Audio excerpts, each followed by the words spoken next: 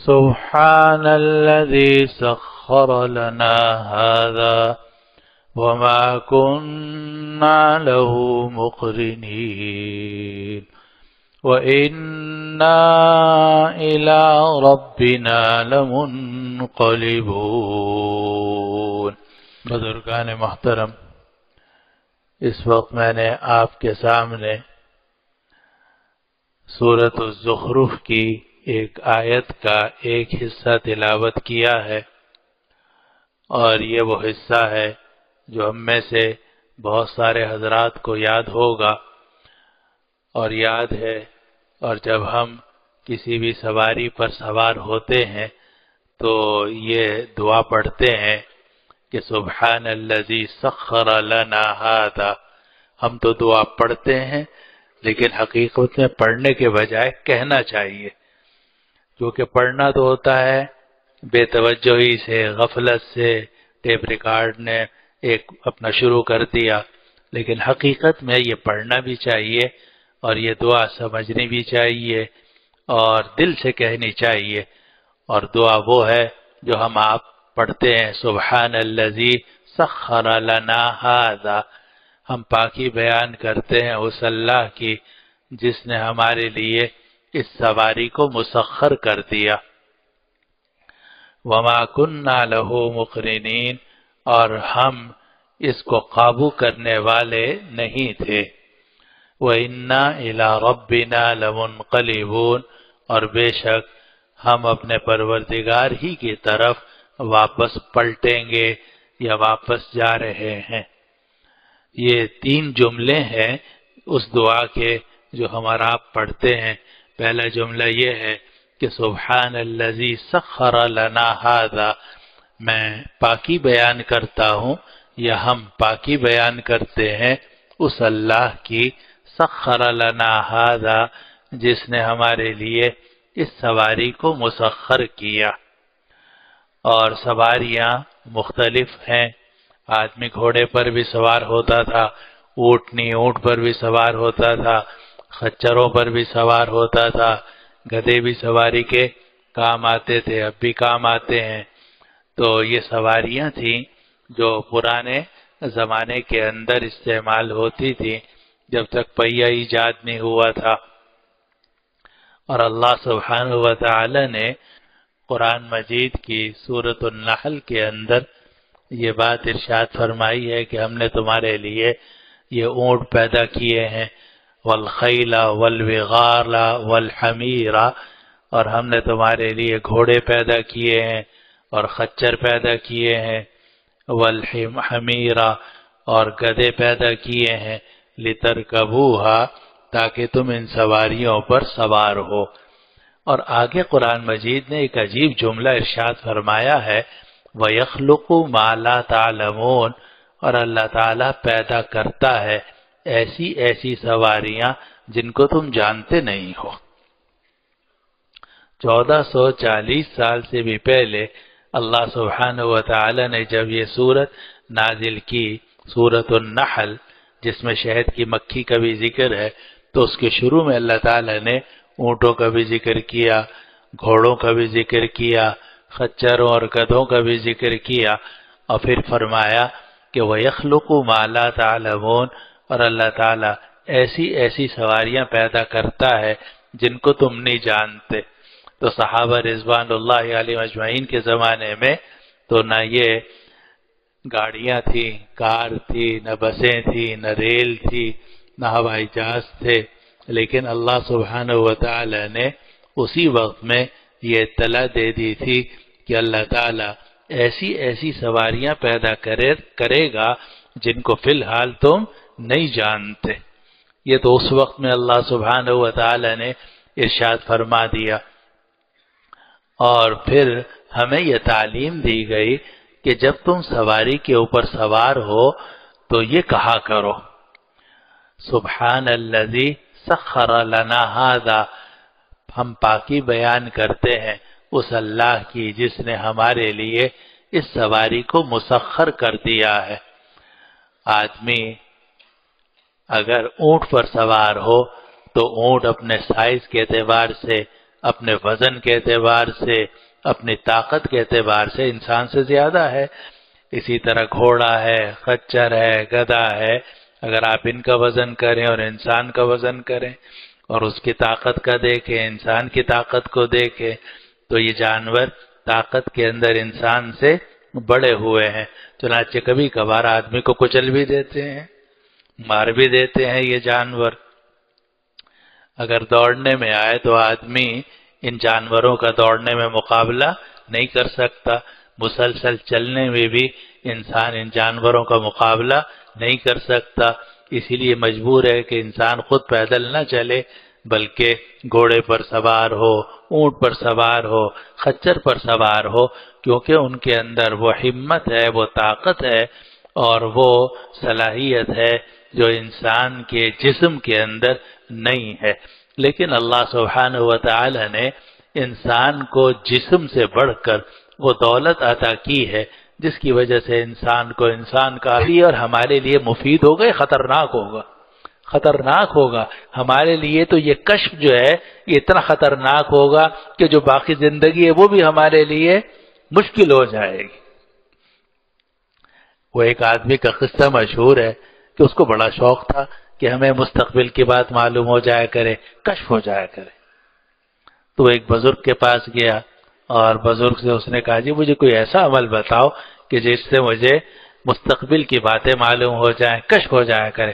اس نے کہا یہ اچھی بات نہیں، چھوڑ دو اس کو تم۔ کہا نہیں آپ دعا کر دیں، اور کوئی خیر ان بزرگ نے کوئی دعا کی، کچھ وظیفہ بتایا۔ اب جناب اس کو کچھ باتوں کا پتہ چلنے لگا کہ کل کیا ہوگا، پرسوں کیا ہوگا۔ تو جناب وہ قصہ یہ مشہور ہے کہ وہ جو آدمی تھا اس کو یہ کشف ہوا کہ اب کل جو ہے نا تیری مرغی مر جائے گی۔ تو اب وہ پریشان ہوا کہ مرغی مر جائے گی۔ تو اس نے کہا چلو کوئی بات نہیں، کشف ہو گیا، اچھا ہو گیا، مجھے پتہ چل گیا کہ مر جائے گی، میں بازار میں جا کے اس کو بیچ دیتا ہوں، دوسری مرغی خرید لیتا ہوں۔ چنانچہ وہ گیا اور اس نے جا کر اس مرغی کو بازار میں بیچ دیا۔ سوچا اچھا چلو پیسے کھڑے ہو گئے اور میں نقصان سے بچ گیا۔ کچھ دنوں کے بعد اس کو کشف ہوا کہ تیری بکری مرنے والی ہے۔ اس نے کہا اچھا یہ مسئلہ، اس نے کہا چلو کوئی بات نہیں، بکری بھی بازار میں بک جاتی ہے۔ اس نے بازار میں اس کو بیچا، اپنے پیسے کھڑے کر لیے، لے آیا۔ کچھ دنوں کے بعد اس کو پتہ چلا کہ گائے مرنے والی ہے۔ تو اس نے جناب سوچا چلو کوئی بات نہیں، گائے کو بھی بیچ دیتے ہیں۔ اس نے گائے کو بیچ دیا اور گائے کو بیچ کے نئی گائے لے آیا۔ کچھ دنوں کے بعد پتہ چلا کہ اب تیری بیوی مرنے والی ہے۔ اب بیوی کو کہاں بازار میں جا کے بیچے اب پھنس گیا، پریشان ہو گیا۔ تو بزرگ کے پاس دوڑا دوڑا گیا کہ حضرت کیا مصیبت ہے، کیا ہو رہا ہے؟ کہا میں نے تجھے منع کیا تھا کہ تو مستقبل کی باتوں کی خبر معلوم نہ کر، یہ خطرناک ہے۔ اور پھر انہوں نے فرمایا کہ اصل میں تیرے اوپر ایک مصیبت آنے والی تھی، اگر وہ مصیبت مرغی پر ٹل جاتی تو اگلی مصیبت نہ آتی، تو نے اس کو روکا تو مصیبت منتقل ہو گئی بکری کی طرف، وہ جناب وہ بھی تو نے روک لیا، پھر اگلی مصیبت منتقل ہو گئی گائے کی طرف، تو نے اس مصیبت کو بھی روک لیا، پھر اس کے بعد یہ مصیبت منتقل ہو گئی بیوی کی طرف، اور اب آگے تیرا نمبر ہے تو میرے دوستو بزرگوں یہ پتہ نہیں واقعہ کتنا سچا ہے کتنا نہیں ہے، لیکن حقیقت ہے یہ جو ہمیں مستقبل کے بارے میں معلوم نہیں ہے، یہ اللہ تعالیٰ کا اتنا بڑا احسان ہے کہ اب رات کو آرام سے سو جاتے ہیں۔ اگر ہمیں پوری لسٹ دے دی جائے کہ تمہارے گھر میں تمہارا اور فلاں فلاں کا فلاں فلاں وقت میں انتقال ہوگا، تو آدمی تو رات کو نہیں سو سکتا، زندگی میں مر جائے گا وہ۔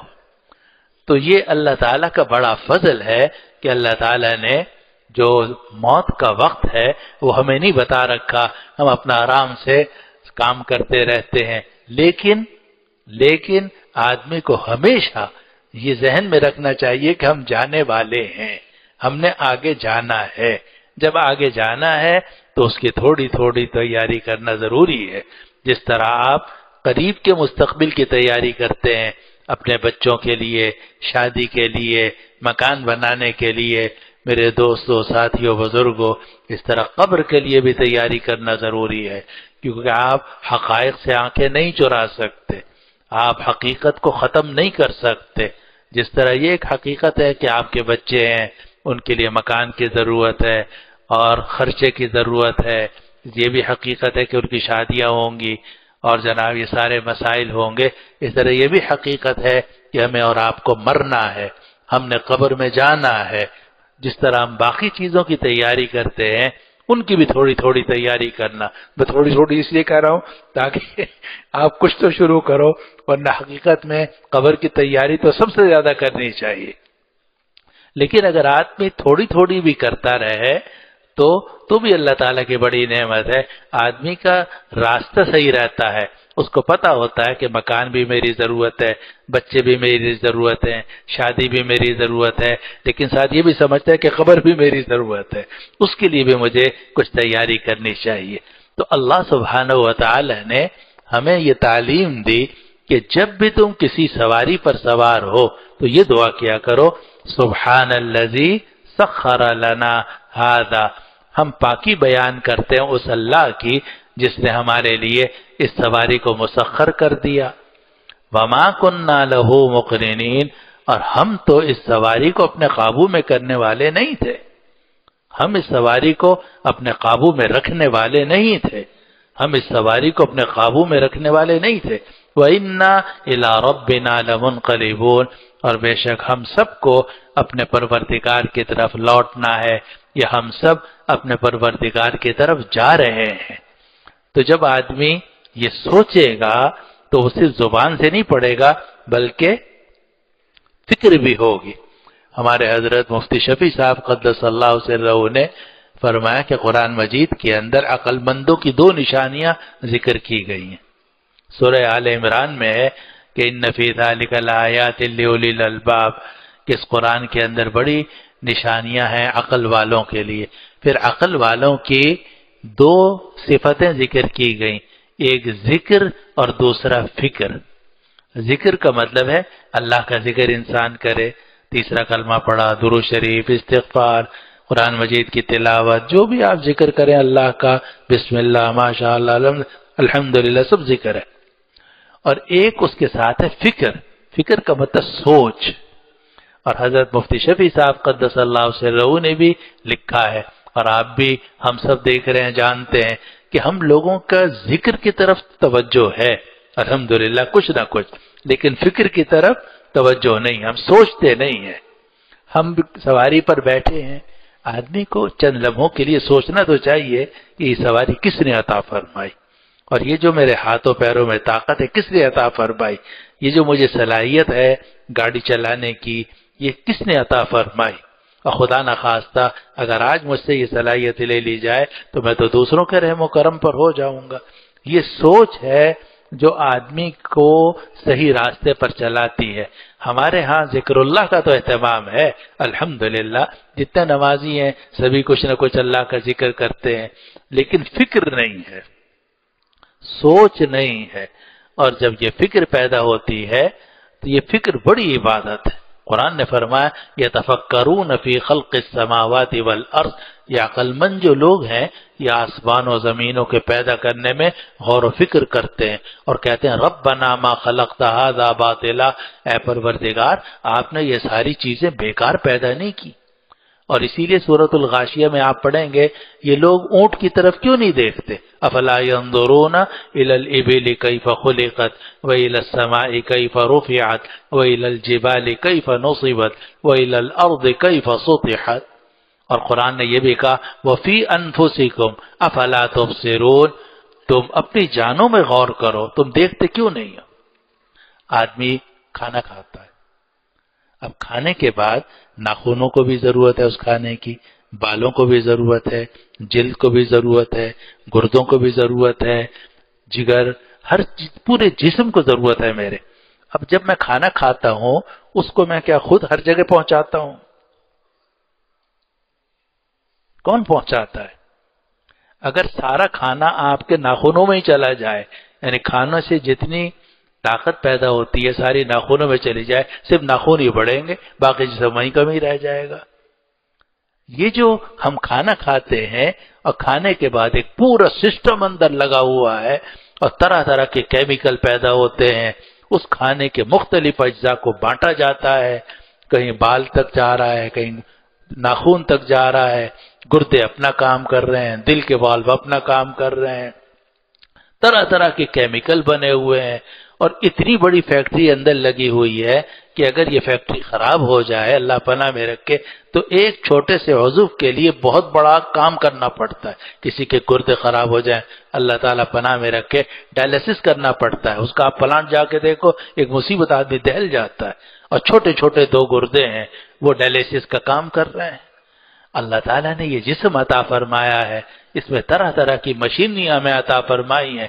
ہم جو کھاتے ہیں کچھ مسامات کے ذریعے سے نکلتا ہے، کچھ پیشاب کے راستے سے نکلتا ہے، کچھ غلاظت کے راستے سے نکلتا ہے، کچھ آنکھوں کی طرف جاتا ہے، کچھ ناخنوں کی طرف۔ اب یہ ساری تقسیم کون کر رہا ہے؟ اللہ سبحانہ و تعالیٰ۔ اس کو قرآن نے فرمایا وَفِي أَنفُسِكُمْ أَفَلَا تُبْصِرُونَ، تمہاری اپنی جانوں کے اندر بڑی نشانیاں ہیں، تم دیکھتے کیوں نہیں ہو؟ قرآن کہتا ہے تم دیکھتے کیوں نہیں ہو؟ معلوم ہے کہ ذکر کے ساتھ ساتھ تھوڑی سی آنکھیں بھی کھولنی چاہیے اور فکر بھی کرنی چاہیے کہ ہو کیا رہا ہے۔ یہ جو ہم سواری پر بیٹھے ہیں تو یہ اللہ تعالیٰ کی نعمت ہے، مگر یہ دعا کرنی چاہیے اور اس دعا کا مفہوم بھی ذہن میں رکھنا چاہیے۔ اور حضرت علی رضی اللہ عنہ یہ فرماتے تھے کہ ایک حدیث کے مطابق کہ میں نے نبی کریم صلی اللہ علیہ وسلم کو دیکھا کہ آپ نے پہلے سوار ہونے سے پہلے آپ نے بسم اللہ پڑھی، پھر اس کے بعد جب بیٹھ گئے تو الحمدللہ پڑھی، پھر اس کے بعد یہ سبحان الذی سخر لنا ھذا وما كنا له مقرنین وانا الی ربنا لمنقلبون۔ اور ایک اور دعا ہے جو آپ میں سے بہت سارے حضرات کو یاد ہے، اور وہ حضرت نوح علیہ السلام نے پڑھی تھی اپنی کشتی چلاتے وقت، بسم اللہ مجریہا ومرساہا ان ربی لغفور الرحیم۔ اور بعض علماء نے فرمایا کہ جب آدمی بیٹھے سواری پر تو یہ دعا پڑھے سبحان الذی سخر لنا، اور پھر جب اسٹارٹ کرے اور چلائے تو وہ دعا پڑھ لے بسم اللہ مجریہا ومرساہا، اللہ کے نام سے، اللہ ہی سواری کو چلانے والا ہے، اللہ ہی اس کو روکنے والا ہے، اور ان ربی لغفور الرحیم، میرا پروردگار جو ہے وہ بخشنے والا ہے، رحم کرنے والا ہے۔ اب یہ جو آپ سواری پر بیٹھے، آپ نے دعائیں پڑھی، تھوڑا سا سوچا چند سیکنڈ کے لیے، یہ سواری پر بیٹھنا آپ کے لیے عبادت بن گئے، تصوف کا درجہ آپ کو حاصل ہو، آپ بیٹھے بیٹھے وہیں ولی اللہ بن گئے۔ ایک دعا آپ نے پڑھی، سوچ کر پڑھی، آپ وہیں ولی اللہ بن گئے، آپ کا اللہ تعالیٰ سے تعلق قائم ہو گیا۔ اور یہ جتنی بھی مسنون دعائیں ہیں، کھانے سے پہلے کی دعا، کھانے کے بعد کی دعا، سواری پر سوار ہونے کی دعا، یہ سب جو ہیں اللہ تعالیٰ سے تعلق بھی پیدا کرتی ہیں اور ہمیں سوچنے اور سمجھنے کا موقع بھی فراہم کرتی ہیں۔